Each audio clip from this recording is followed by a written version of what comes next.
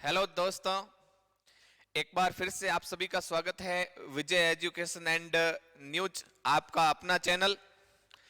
हम बात कर रहे थे राजस्थान के लोक देवताओं के बारे में और हम पढ़ चुके हैं पाबू जी के बारे में।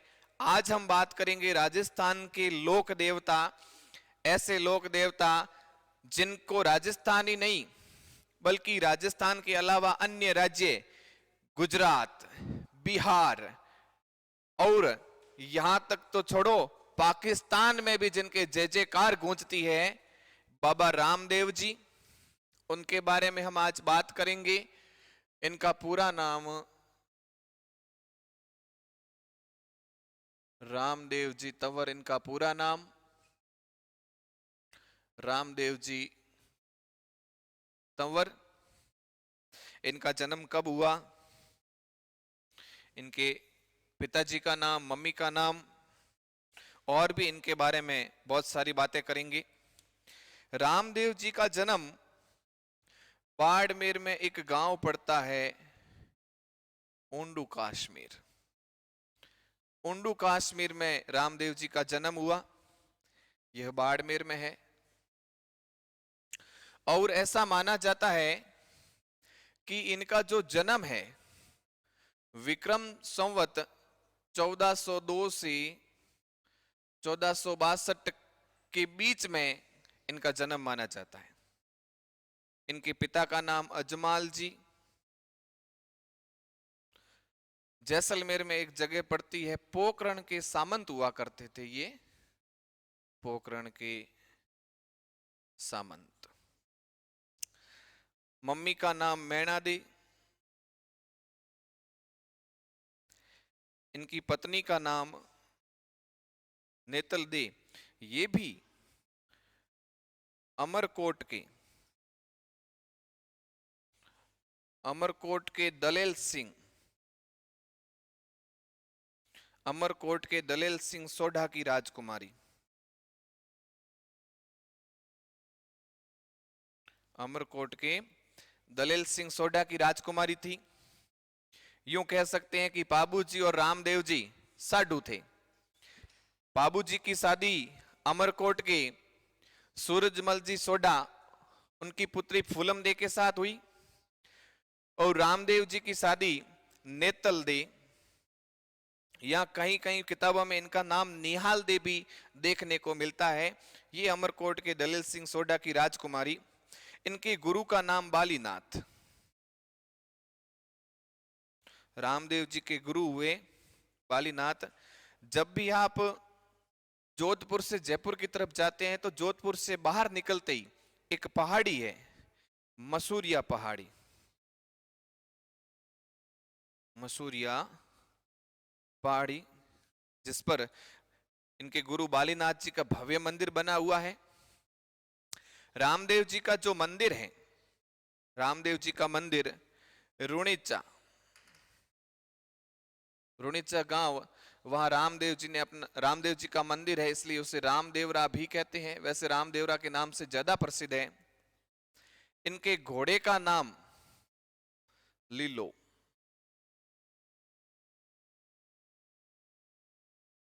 इनके झंडे का नाम है नेजा। इनकी जो जागरण होती है, इनकी जागरण को कहते हैं जम्मा या जम्मो। इनके भक्त मेघवाल भक्त होते हैं, मेघवाल जाति के। और इन भक्तों को रिखिया कहते हैं, रिखिया। मेघवाल भक्त रिखिया कहलाते हैं। रिखिया शब्द ऋषि से बिगड़ के रूप बना है, रिखिया। अब रामदेव जी के बारे में कुछ और बात करते हैं। रामदेव जी का जन्म है वो ओंडू कश्मीर, एक गांव जो बाड़मेर में पड़ता है, वहां हुआ। इनके पिता है अजमाल जी, पोकरण के सामंत हुए। ये जो पोकरण जागीर है, रामदेव जी ने मल्लीनाथ जी से पोकरण का इलाका प्राप्त किया। और ऐसा किताबों में वर्णित है कि जब रामदेव जी की भतीजी का विवाह हुआ, रामदेव जी की भतीजी का विवाह हुआ तो उन्होंने उनको दहेज में ये पोकरण की जागीर दे दी।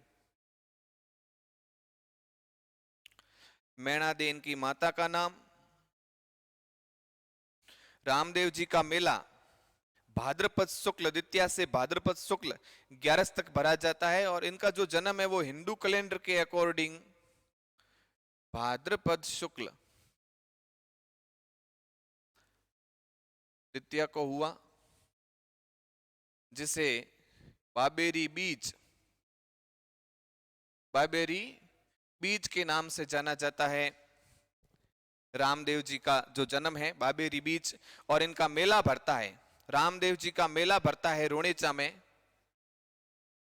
रुणेचा रामदेवरा। इनका मेला भाद्रपद शुक्ल द्वितीया से 11 तक, भाद्रपद शुक्ल द्वितीया से 11 तक रामदेव जी का मेला भरता है। इन 2 दिन, ये 2 दिन बड़े विशेष होते हैं। भाद्रपद शुक्ल द्वितीया जिस दिन रामदेव जी का जन्म हुआ, और भाद्रपद शुक्ल 11 जिस दिन रामदेव जी ने समाधि ली। इनकी जो समाधि है वो रुणीचा में है, और इन्होंने जो समाधि ली है वो ली है भाद्रपद शुक्ल 11 को। रामदेव जी की एक धर्म बहन हुआ करती थी डालीबाई मेघवाल, इनकी धर्म बहन हुआ करती थी डालीबाई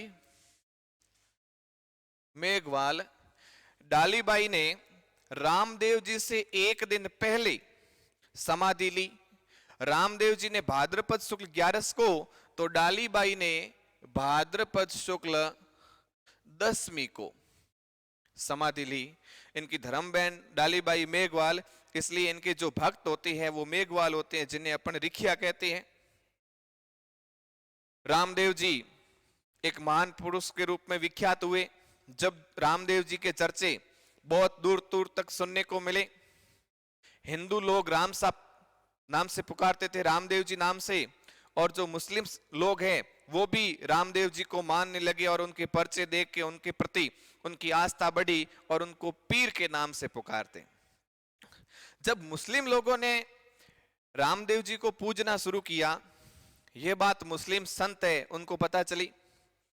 उन्होंने कहा अपने समाज के लोग इन्हें पूजते हैं, ऐसे क्या पर्चे देते हैं। वो मुस्लिम संत आई रामदेव जी के पास और बोले कि सुना है कि तो बहुत पर्चे देता है। पर्चा मतलब चमत्कार, पर्चे का मतलब होता है चमत्कार। हमने सुना है कि आप बहुत ही पर्चे देते हैं, बहुत ही चमत्कार दिखाते हैं। रामदेव जी ने कहा नहीं नहीं नहीं, ऐसी कोई बात नहीं है, लोगों ने ऐसे ही कहा होगा आपको, मैं तो बस गांव का लोगों का सेवक हूं, उनके दुखों को दूर करने का प्रयास करता हूं, एक छोटा सा प्रयास करता हूं। तब उन्होंने कहा नहीं नहीं, हमने सुना है ना, लोग झूठ थोड़ी ना बोलते हैं, हमें भी दिखा चमत्कार पर्चा। रामदेव जी ने कहा छोड़ो इन बातों को, हम भोजन करते हैं। उन्होंने कहा नहीं, हमें पर्चा दिखाइए। रामदेव जी ने कहा आप कुछ भी कर लो, लेकिन जयकांत सीकरे का ईगो हर्ट नहीं कर सकते।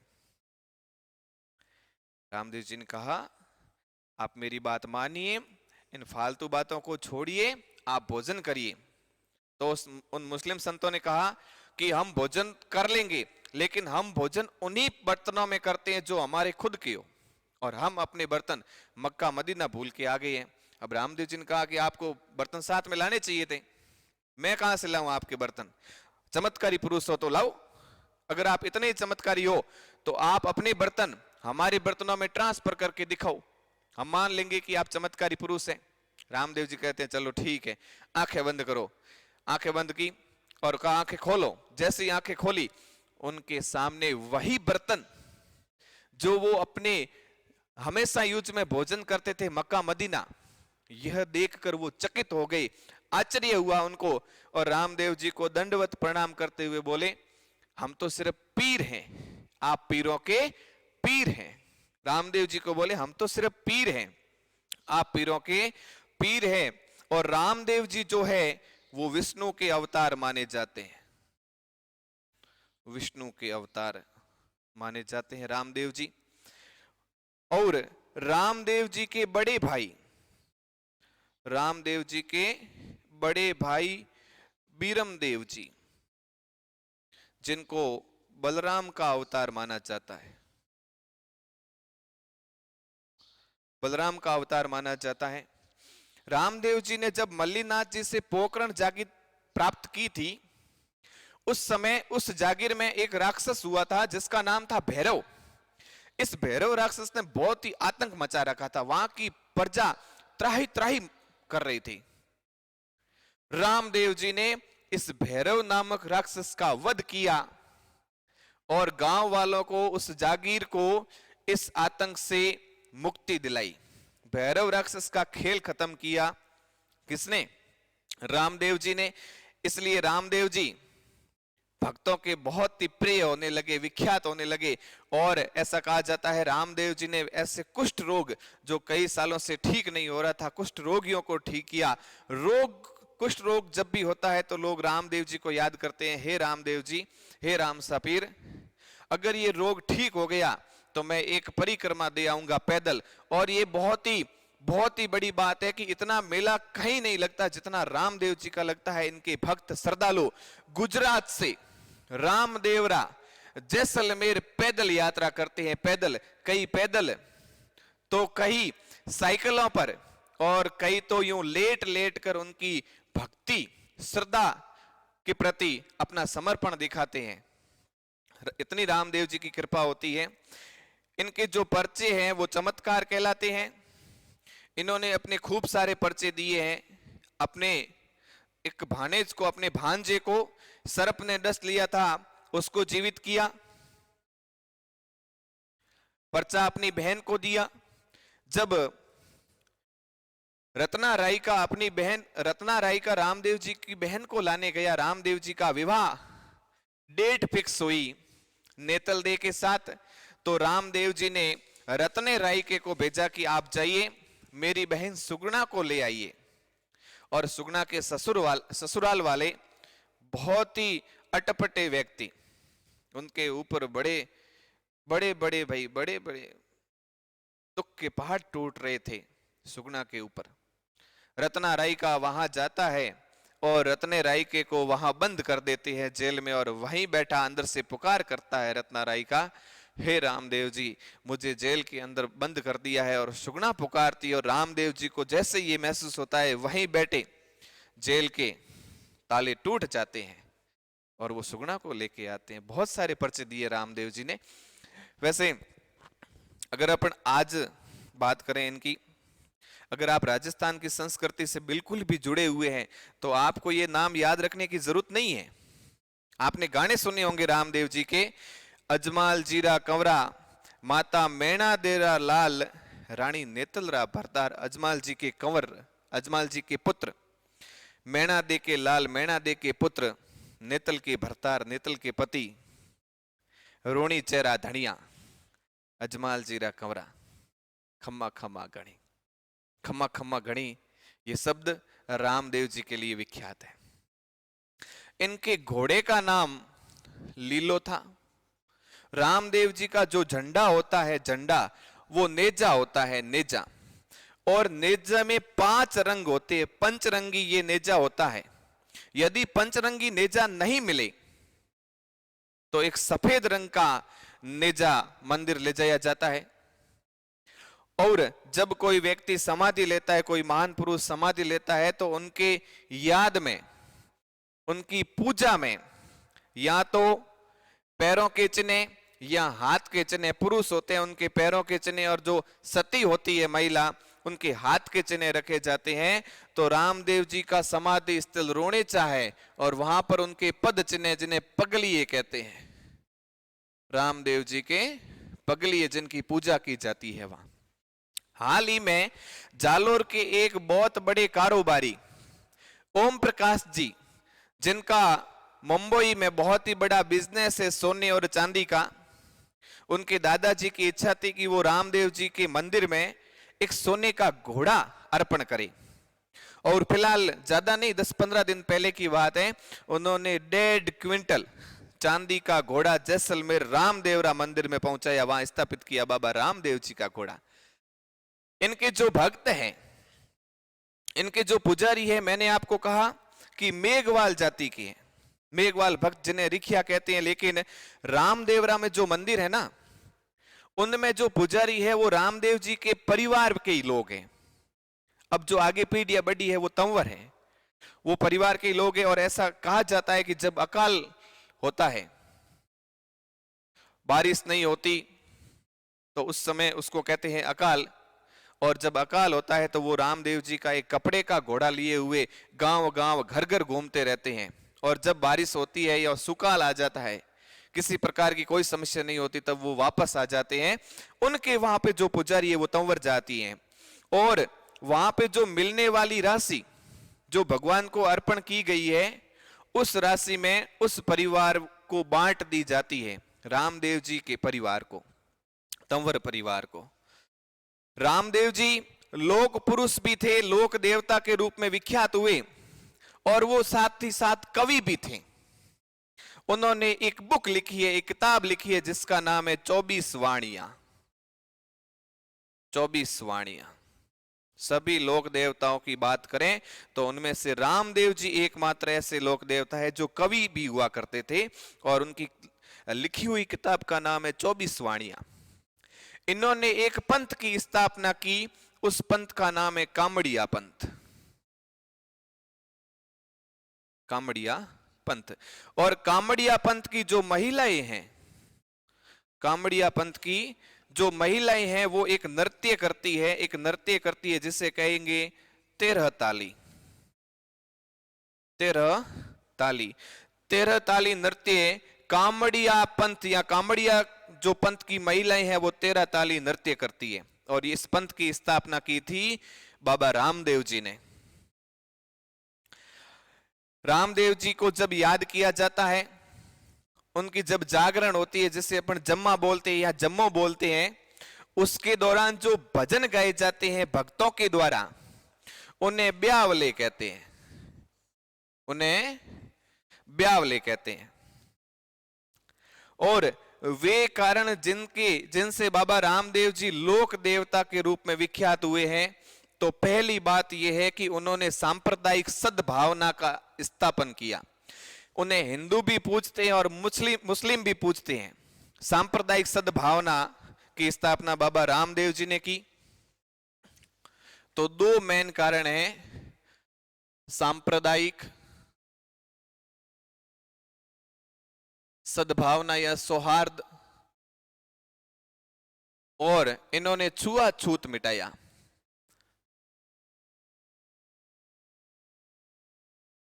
इन्होंने छुआछूत मिटाया क्योंकि समाज में जिन जातियों के साथ भेदभाव होता है, जिन्हें दूर बिठाया जाता है, रामदेव जी ने उन्हें अपने पास बिठाया, अपने बराबरी का दर्जा दिया। उन जातियों को जिनके साथ समाज भेदभाव करती है, तो इन्होंने छुआछूत को मिटाया। और सांप्रदायिक सद्भावना का सबसे बड़ा मेला अगर कहीं लगता है तो रामदेवरा रोणेचा में लगता है। ये रामदेव जी के बारे में बहुत ही डिटेल से मैंने आपको सारी चीजें बता दी। अब रामदेव जी के कुछ प्रसिद्ध मंदिर हैं, उन मंदिरों के बारे में मैं आपको बताऊंगा। पहला तो है रोणीचा रामदेवरा, रामदेवरा में मंदिर। दूसरा जो है छोटा रामदेवरा। ध्यान देने वाली बात है ये दोस्तों, छोटा रामदेवरा ये गुजरात में है, गुजरात में। अलवर में एक मंदिर है, जगह पड़ती है हल्दीना। हल्दीना अलवर में, ये इनके प्रसिद्ध मंदिर है। जरा अच्छे से याद कर लेना, प्रश्न पूछा जा सकता है। अब और भी बात करें रामदेव जी के बारे में, तो रामदेव जी एक बिल्कुल चमत्कारी पुरुष, वीर पुरुष हुए। और ऐसा कहा जाता है एक बार रामदेव जी मेले में गए थे, मेले का आनंद उठाने के लिए। तब वो बाजार में जा रहे थे, एक व्यापारी के आगे से गुजरे, उसको पूछा कि भैया इसमें क्या है? तो उसने कहा कि बाप जी इसमें तो नमक है, जबकि उसमें थी मिश्री। उसने सोचा हो सकता है रामदेव जी दो चार कोई पीस उठा ले, गरीब ने यही सोचा। रामदेव जी आगे बढ़ गए, ठीक है भाई जैसी आपकी इच्छा। फिर थोड़ी देर बाद कुछ ग्राहक आए, उन्होंने कहा मिश्री दे दो हमें 5 किलो। उन्होंने मिश्री ली और टेस्ट की तो वो नमक, व्यापारी ने भी टेस्ट की तो वो नमक कैसे हुआ, दौड़ा दौड़ा रामदेव जी के पास पहुंचा, उनके चरणों में झुककर गिरकर बोला, मुझे माफ कर दो हे भगवान, मैंने भूल की, मेरी गलती हुई, और वापस नमक से मिश्री बन गए। रामदेव जी की बहुत ही लंबी महिमा है, आप इससे वाकिफ हैं, कभी टाइम मिले तो इनकी पिक्चर देखिएगा, जहां से आपको बहुत सारी जानकारियां मिलेगी। लेकिन आपके एग्जाम से रिलेटेड जो जानकारियां थी वो मैंने आपको यहाँ पे बता दी। भक्तों के द्वारा गाया जाने वाला जो भजन है वो ब्यावले हैं। इनके जो भक्त है वो मेघवाल जाति के लोग होते हैं और उन्हें रिखिया कहते हैं, रिखिया।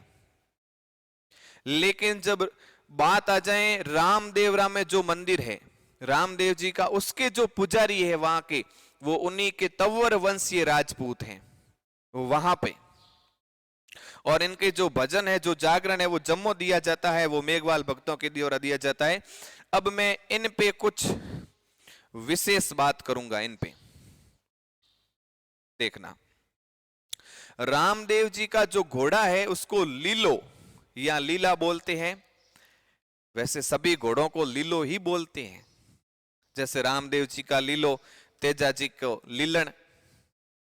लेकिन आरपीएससी ने ये जिद करके रखी है कि रामदेव जी का घोड़ा लीलो ही होगा।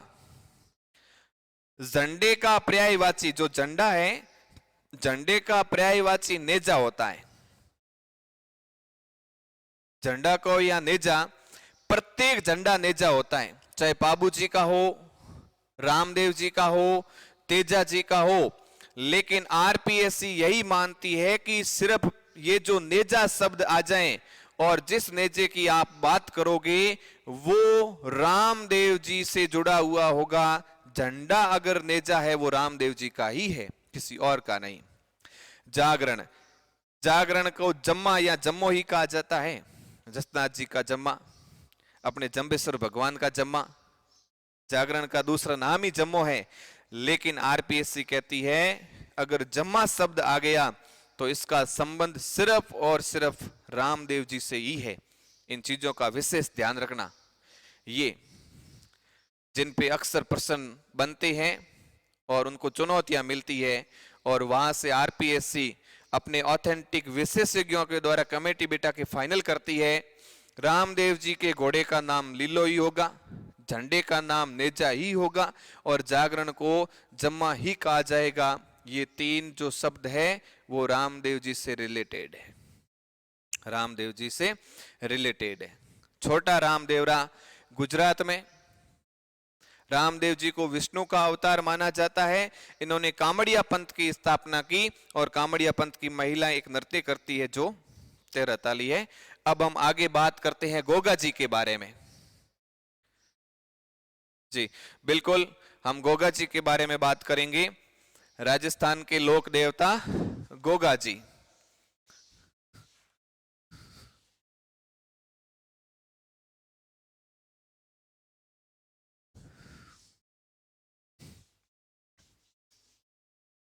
राजस्थान के लोक देवता गोगा जी या जाहिर पीर जिन्हें कहा जाता है। अब आपका इंतजार खत्म होने वाला है। आज शाम या कल सुबह की जो क्लासें होगी, कल सुबह की जो क्लास होगी वो डिजिटल बोर्ड पे होगी।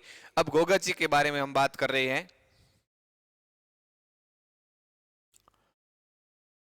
अब हम गोगा जी के बारे में चर्चा कर रहे हैं। रामदेव जी के बारे में जस्ट हमने पढ़ा है। गोगा जी का जन्म स्थान ददरेवा, यह जगह चूरू में पड़ती है, यहां इनका जन्म हुआ।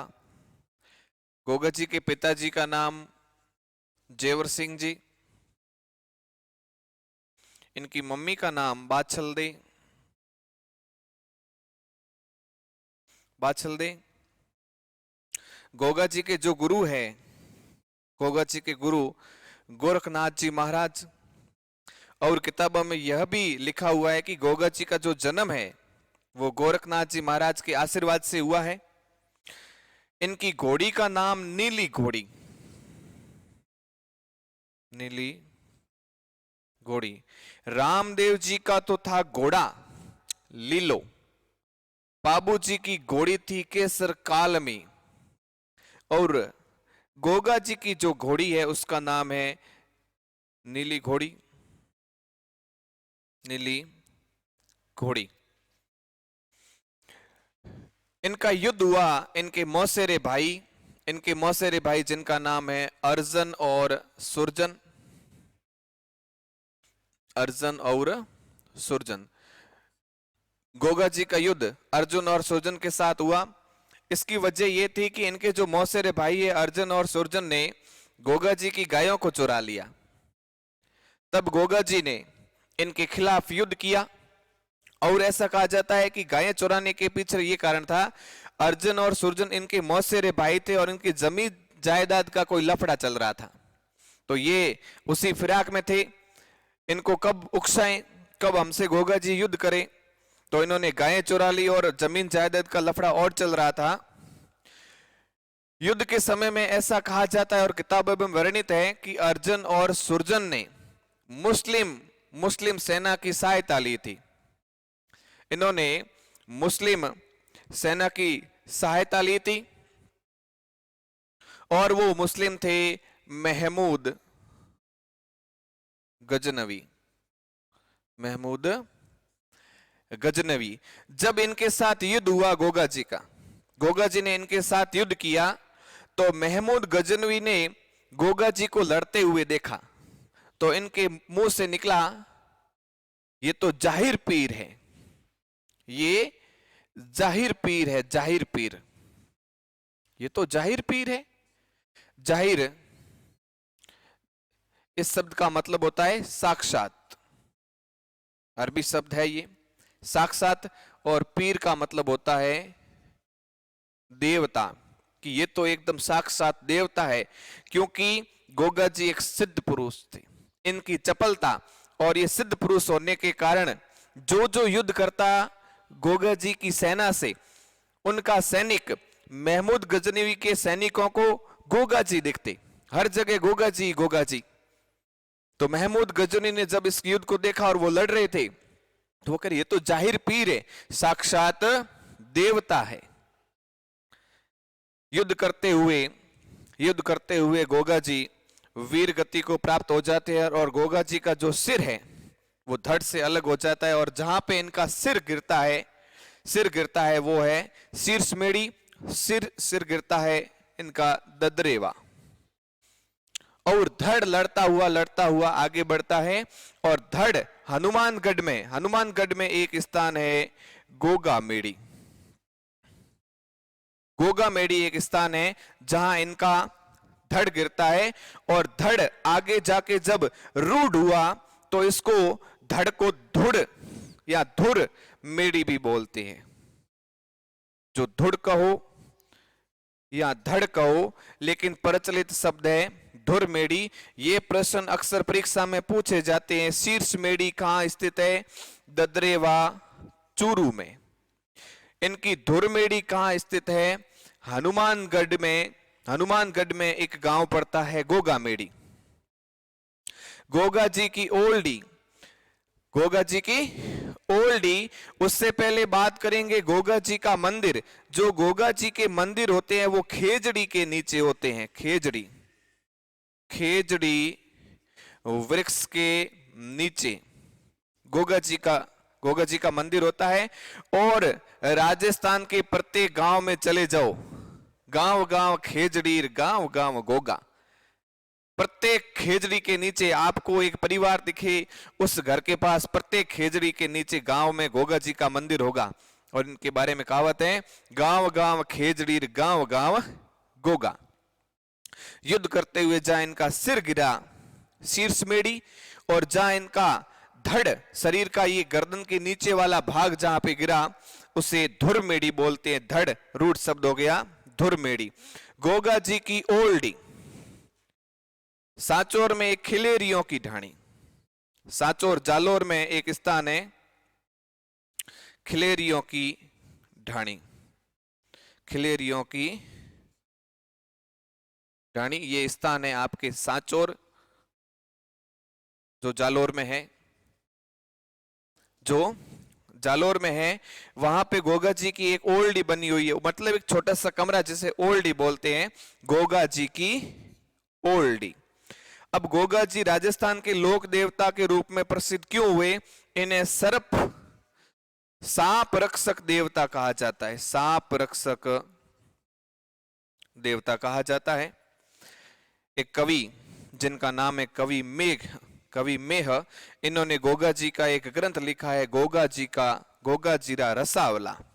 गोगा जीरा रसावला, इनका जो मेला भरता है वो भाद्रपद कृष्ण नवमी को इनका मेला भरता है, बहुत ही बड़ा मेला भरता है। गोगा जी बहुत ही प्रसिद्ध लोक पुरुष हुए हैं, लोक देवता हुए हैं। और किसान जब पहली बारिश होती है, पहली बारिश में जब फसल की बुवाई करते हैं, खेत में जाते हैं, तब गोगा जी के नाम की राखड़ी बांधते हैं। हल को और हल चलाने वाले हाली को भी, दोनों को गोगा जी की राखड़ी बांधते हैं किसान, जब वर्षा होने के बाद जब पहली बार वो खेत में प्रवेश करते हैं। इनका युद्ध बहुत ही भयंकर हुआ। विवाह, इनका जो विवाह है वो कोलूमंड की राजकुमारी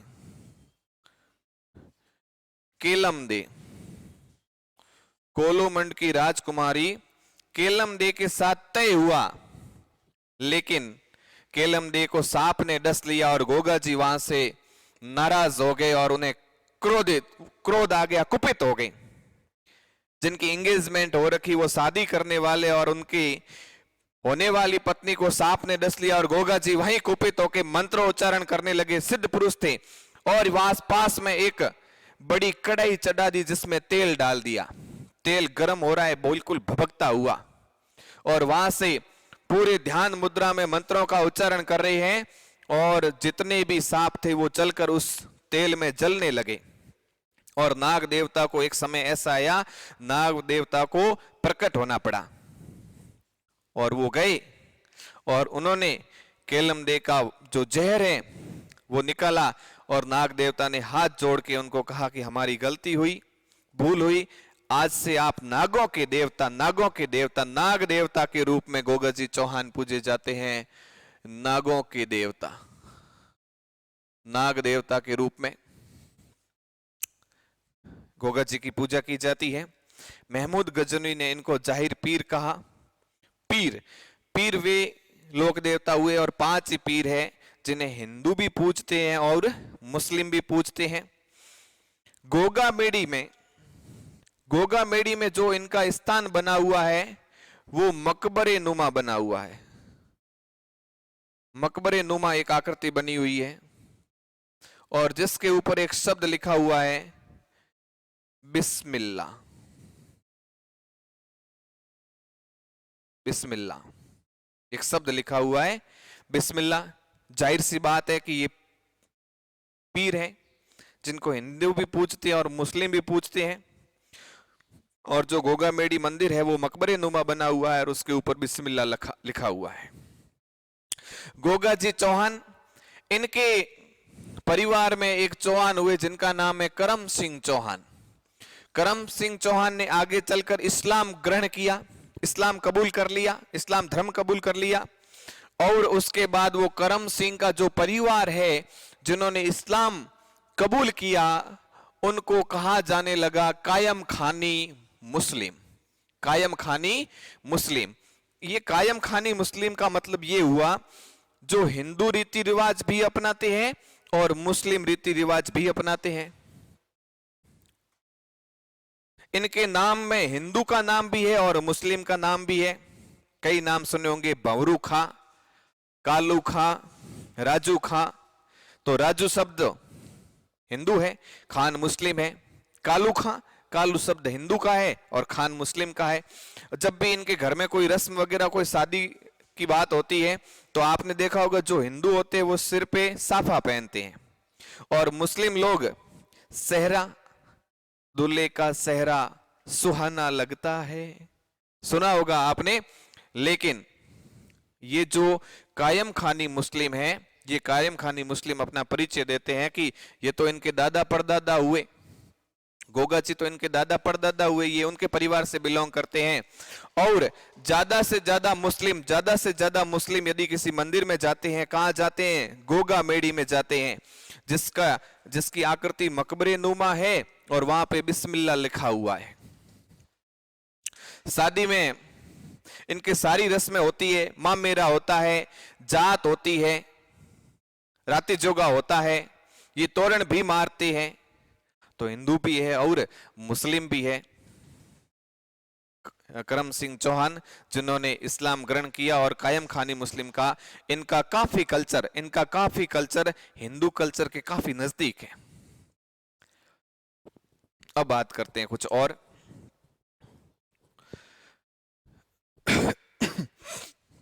सर्प रक्षक के देवता, ऐसा कहा जाता है कि यदि किसी व्यक्ति को कोई सर्प काट ले और उसको हॉस्पिटल न ले जाके यदि गोगा जी के मंदिर पे ले जाया जाए और उसको तांती बांध दी जाए तो उस विष का प्रभाव अपने आप खत्म भी होने लगता है।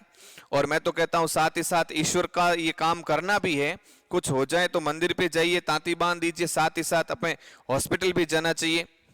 लेकिन लोगों में ये मान्यता है कि गोगा जी की तांती बांधने के बाद विष का पूरा प्रभाव है वो समाप्त हो जाता है।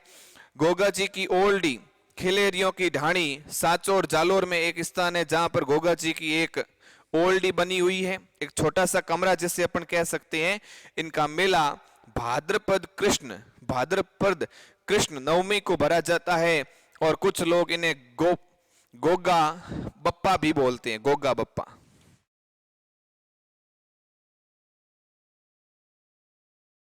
गोगा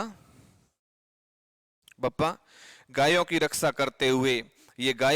करते हुए अपने मौसेरे भाई अर्जुन और सुरजन, जिन्होंने मुस्लिम एक महमूद गजनवी की सहायता से इनके साथ युद्ध किया, वहां से गोगा जी गायों की रक्षा करते हुए वीर गति को प्राप्त हो जाते हैं।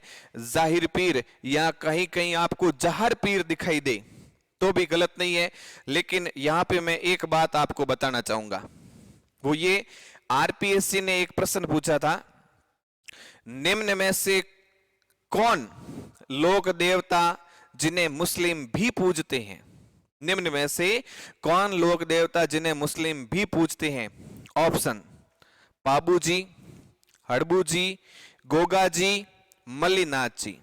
पाबू जी, हड़बू जी, गोगा जी, मल्लीनाथ जी। अगर पीर की बात करें, पीर मतलब जिन्हें हिंदू भी पूजते हैं और मुस्लिम भी पूजते हैं, इसका मतलब पाबू जी भी पीर हैं जिन्हें हिंदू भी पूजते हैं और मुस्लिम भी पूजते हैं, हड़बू जी जिन्हें हिंदू भी पूजते हैं और मुस्लिम भी पूजते हैं, और गोगा जी भी पीर हैं, और चौथा ऑप्शन था मल्लीनाथ जी। लेकिन उस एग्जामिनर ने जो सही माना वो माना गोगा जी। सर ऐसा क्यों? उस बंदे ने ये दिमाग लगाया होगा कि जो दुर्मेड़ी है जहां पे गोगा जी का धड़ गिरा था वो गोगा मेड़ी में है, और वहां पे जो आकृति है उसकी वो मकबरे नुमा है, और जिस पर बिस्मिल्लाह लिखा हुआ है, और जहां मेला लगता है तो मुस्लिम संख्या ज्यादा से ज्यादा यहां पर आती है इस मेले का दर्शन करने के लिए, लाभ उठाने के लिए। तो इस बंदे ने बिल्कुल उस ऑप्शन को सेलेक्ट किया कि जो गोगा जी है जिन्हें मुस्लिम ज्यादातर मानते हैं, अगर ये प्रश्न आ जाए सेम टू सेम तब आपको गोगा जी ही राइट करना है। लेकिन 5 पीर है, वो बिल्कुल पीर है जिन्हें हिंदू भी पूजते हैं और मुस्लिम भी पूजते हैं। आगे बात करेंगे हड़बू जी के बारे में, मेहा जी के बारे में। थैंक्स।